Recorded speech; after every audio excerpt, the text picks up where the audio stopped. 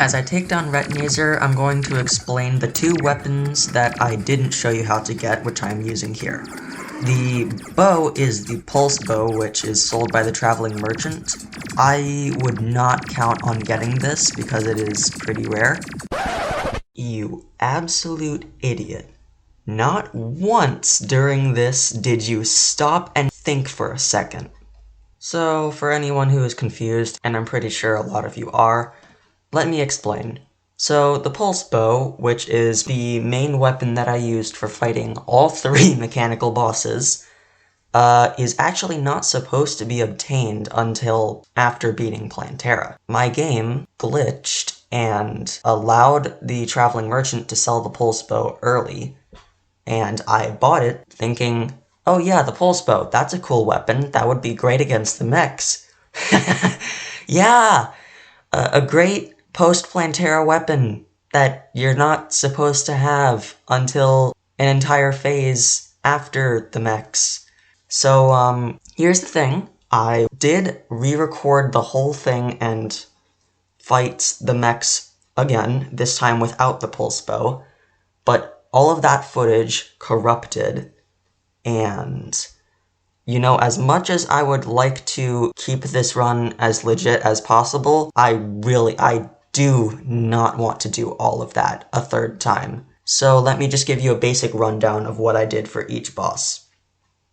So the twins, once again, were the first mechs that I went for, and what I did for the twins was simply use the Ichor and Golden Shower. I mean, it's basically the same fight, you just do damage a lot slower, so it's the same thing, but it just lasts longer and it's a bit more annoying. The Destroyer, I used the Magical Harp, and I used teleporters at the top of each arena to teleport in case the Destroyer came flying at me from below the ground, which did help.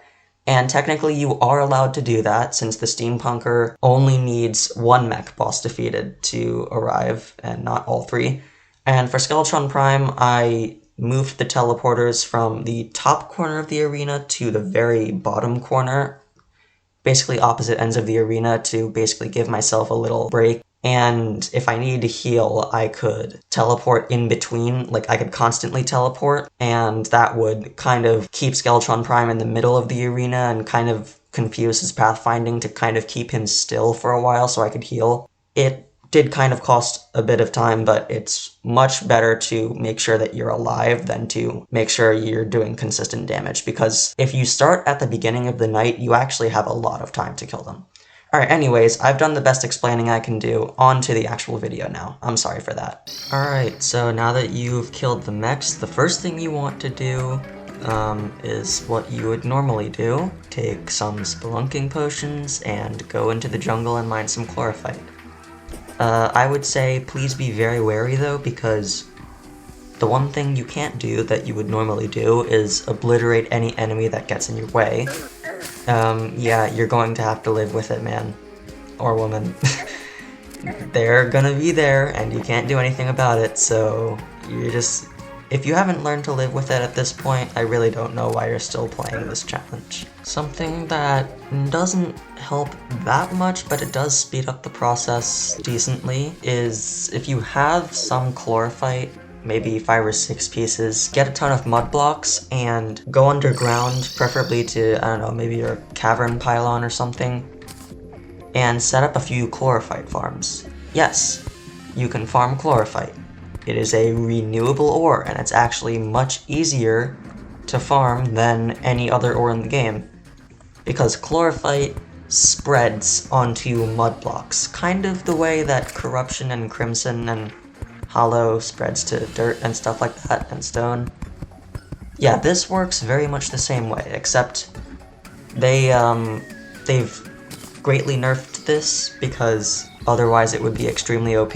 So it doesn't spread nearly as quickly, and if there is more than 40 pieces of chlorophyte ore in like a 100 block area or something, or maybe 70 blocks, I don't know, then it stops growing completely. So set up little 8x5 modules of mud in the way that I'm doing them and distance the modules fairly far from each other so that they can continue to grow, and otherwise just wait a lot. It's going to take a while. Also, if you haven't already, I would definitely suggest buying the jetpack from the Steampunk. We will get better wings after this, which will be the Steampunk Wings. These are going to be your only source of flight in the entire playthrough, since any other pairs of wings you get require souls of flight, which are dropped from wyverns, which you cannot kill. The rest of this footage is just me checking on the Chlorophyte farms. This was recorded a few days after initially placing them.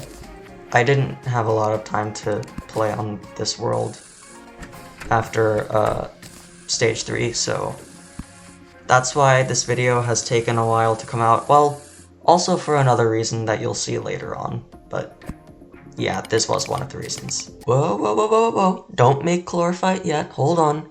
I thought I would have to make that too, but then I remembered something. Turtle shells are lime rarity, and what that means is they don't burn in lava. I think you can see where this is going. Quick disclaimer, this is a safe box, not a farm. A farm spawns the enemies, or manipulates the place they spawn in some way, and then automatically directs them to a lava pool. There is a lava pool below me, but I have to do the hard work myself of getting the tortoises to go into the lava, which is, yeah, something that could very much get myself killed. Also, the hornet circling me here is just the most hilarious thing ever. So here's what happens when you finally get a turtle shell. First, you get your hook, and then your magic mirror, and you hook into the lava, grab the turtle shell, and then magic mirror as fast as you can, so that you take as little damage as possible. And then if you have a conveniently placed fishing pool at your base, like I do, you can just dip yourself in, and that is all it. Do this 2 more times, and of course make sure you have enough chlorophyte, and then craft your turtle armor. It's pretty useless as of right now. All we need to take on Plantera and Golem is the hollowed armor that we already have, but we will be upgrading it to beetle armor later, so make sure you hold on to it. This is a bit out of order in the timeline of the video, and you may have noticed this already, but I made an obsidian skull. Not for accessories, because I already have an obsidian shield, but just to look cool, you know? Because I actually like that texture a lot. You could see my character's hair going through the hollowed headgear, which I always thought looked a bit weird, so I just changed it to a skull, because, yeah. Right, now we just have to find a Plantera bulb. Well, that didn't take long. Well, now it's time to explain what I plan to do for the Plantera fight. Obviously, Plantera is going to be pretty difficult, and, well, I do not trust myself enough to do this fight well, so I'm going to make it easier for myself. And I'm going to do that using a certain game mechanic that some of you may know about, others might not have. Basically, Terraria has an NPC limit, kind of how Minecraft's mob cap works. Terraria's NPC limit is at 200. It has been added to the game for, you know, performance stability, stuff like that. Basically, the way this works, and the way I'm going to take advantage of this, is Plantera herself counts towards the NPC limit. Her hooks also count towards the NPC limit. That is a key important fact, okay? Now, say by some way we control how many mobs are already in the mob cap. I'm using Minecraft vocabulary here, but I don't really care. If we were to start at 196 NPCs, that would allow Plantera to spawn perfectly fine with all 3 hooks, but 197 is where things start to get weird. At 197, one of her hooks disappears. She will only spawn with 2 hooks. At 198, she will only spawn with 1 hook. And at exactly 199, one NPC away from filling the NPC slot limit, that is where Plantera spawns with 0 hooks. Now you may think, okay, that's gonna look weird at most, but is that really going to do anything? Probably not. Well, I learned, while testing in Journey mode, that if you spawn Plantera in with no hooks, she actually does not move. Plantera with no hooks does not move. She stays stationary the entire time, which means it's basically a free fight. Now, this also works with Golem. Spawning Golem in at 199 NPCs in the NPC slot will spawn in just his body, which will automatically put him into Phase 2. Now, usually Phase 2 will be a bit tricky because his head will be flying around freely shooting lasers at you, but his head doesn't even spawn in.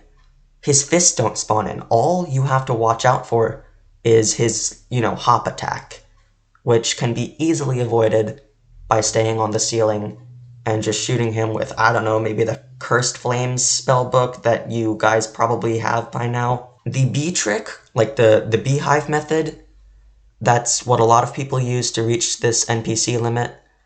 I found that on non-journey mode worlds, this actually is very unreliable, and I found a much more reliable method. It's much more grindy, but it will make this so worth it in the end.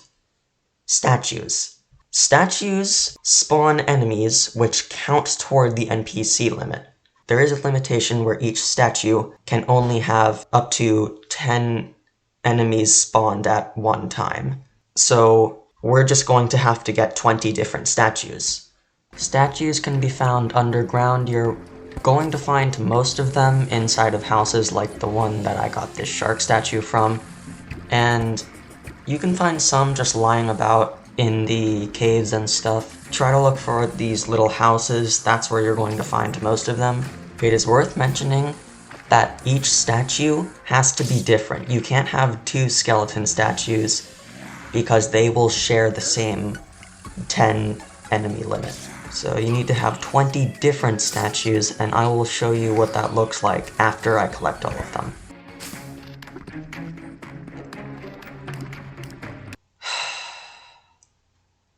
I guess it was going to happen sooner or later. I'm really going to miss using the pylon system though. That was actually kind of fun. Good thing teleporters exist now. And that one door trick I showed you all in episode 1 is still going to hold up. The pirates will still not be able to infiltrate my base because they're not able to open doors due to that blood moon door trick I showed you earlier. So that's all cool. Here's a couple highlights from my big statue hunting journey. I found a house with 3 different statues, and none of them were the statues I was looking for. And also, here in the jungle, I found a hornet statue where I pointed at the beginning of the clip, and then I ended up finding a bat statue in the house, and a shark statue, which I already had, but I grabbed it anyway because why not? Yeah, this is the second reason I was talking about as to why the video took so long to record and edit. Because I spent most of my time doing this, and it took forever, and it was painful, but I did it. So here's what it looks like when you have all 20 statues. I'll hover over the names slowly so that you can read each one. These are the most convenient for what we're doing specifically. There are other statues that spawn other enemies, but those are tough to defeat or don't work, like mimics. You have to aggro them, and that won't really work here. It's also important that you have an eyeball statue, because that will be toggled independently through a manual switch, and if you accidentally mess up and summon too many mobs, then you can kill the demonize, because that is one of the few things in this challenge that you're actually allowed to kill. So that is why it is important that you have an eyeball statue. So going down into the jungle, you're going to see the machine I built. Once again, this is not a farm because we are not killing the enemies spawned from the statues. We are simply using them to clog up the mob cap. So this is it, and the wiring here is pretty simple. all of these statues are hooked up to a quarter-second timer. The aquatic enemy statues are hooked up to water, and they have a little bubble thing so that they fall. The reason that the thing is so long is because the statues cannot spawn. The statues need to, in order to continue spawning enemies, the statues need to have the enemies that they've already spawned somewhat far away. So we're bringing them to a place that is far enough to where the statues can spawn more enemies until they reach their 10 enemy limit. And as you can see, the Demon Eye statue is separated in wiring, and you will be activating it through a separate switch so that you can have the exact number that you want. And quick disclaimer, you will probably have town NPCs and stuff, so the number that you're looking for isn't precisely 199. I would say run the machine a few times, see what number it roughly stops at. For me, it ended up being 178, so I had to spawn Plantera at 177. And once you reach that number, then go ahead and spawn Plantera and kill her. She will not move, so it should be pretty easy. So without further ado, here is the full Plantera fight.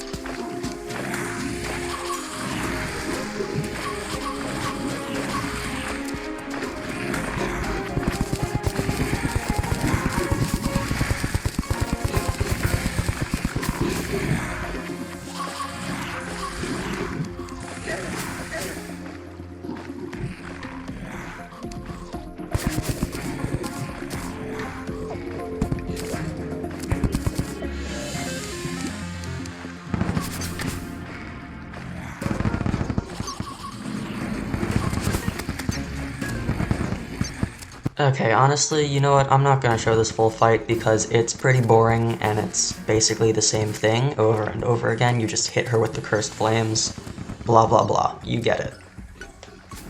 At phase 2, she still does not move. She doesn't generate new hooks within the middle of the fight, but due to the fact that I was somewhat far away from my mobcap machine, she did spawn in her little tentacle thingies, and that's fine. She does spawn in these little spore thingies, which go through walls and they're kind of annoying, so I would say start hitting her more rapidly at that part, or if you're fine with dodging those spore thingies, then it really shouldn't be a problem. That's probably the most trouble you're going to have this entire fight, so yeah, stopping Plantera from moving really does kind of just defeat the whole purpose of the fight. But I just wanted to show you something cool, so this is what I did for this video. For Golem, there really isn't much we have to adjust. Obviously move the machine to the Lizard Temple. And other than that, I mean, once you've set it back up, I would suggest putting it underneath, and if you want, you can actuate your way through to the bottom. And I would suggest blocking off the hull and obviously cutting the wires to all the traps, doing all the normal stuff you do. If you want, you can build a platform up top, although, I mean, to be fair, I never even used this anyway, so I don't know what the point is. Do what you want, and when you're ready, fight Golem. It's really that simple. I mean, yes, you should get a lizard power cell. There should be plenty in the chests, though, in the giant chamber, so you should be covered there too. Just whenever you're ready, have fun. It's very easy. It's easier than the normal Golem.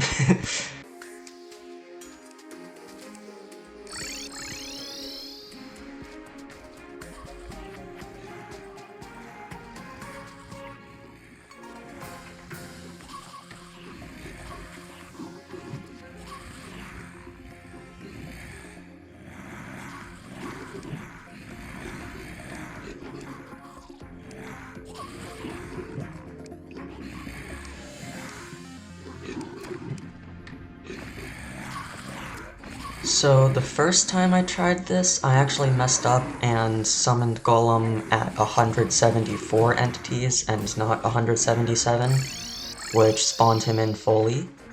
But that is fine, just teleport away and go back, he should despawn, and that actually kind of did something a little weird when I came back, as you saw, but yeah, if you have more than one power cell, you should be able to afford to make one or two mistakes, that's fine.